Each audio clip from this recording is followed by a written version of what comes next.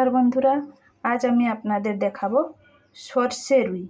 তার জন্য আমি এখানে 4 পিস নিয়ে নিয়েছি রুই মাছ, আর এখানে নিয়েছি হলুদ, 5 ফোড়ন, নুন, আর নিয়ে নিয়েছি কালো সর্ষে, টমেটো, লঙ্কা আর ধনেপাতা। বাস এই লাগবে এই মাছ বানাতে। আমি এটাকে মিক্সিতে পিষে নিব আর টমেটোটাকে পিউরি করে দেখুন বন্ধুরা, এই আমি সর্ষে বেটে নিয়েছি আর টমেটো পিউরি বানিয়ে নিয়েছি। এখানে বসিয়ে দিয়েছি কড়াই, এতে দিব কিন্তু সরষের তেল।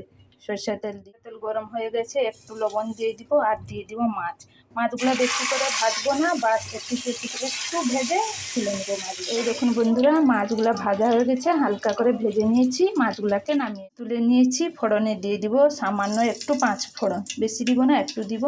তারপরে দিয়ে দেবো টমেটো পিউরি।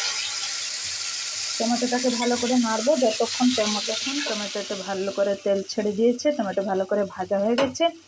সর্ষে পিষে রেখেছিলাম, ওই সর্ষে পিষে দিয়ে দিব। একটু হলুদ দিয়ে দিব।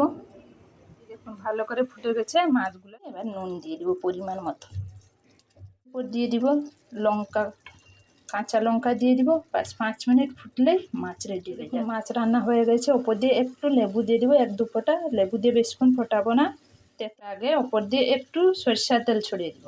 মাছ পুরো হয়ে গেছে। এবারে মাছগুলো দেখুন সর্ষে রুই পুরো রেডি হয়ে গেছে। আমি ওপর দিয়ে একটু ধনেপাতা কুচি দিয়ে দিয়েছি। আপনারও বাড়িতে এমনি বানিয়ে একবার খাবেন, খুব সুন্দর লাগবে খেতে গরম ভাতে। ভালো লাগলে লাইক দেবেন।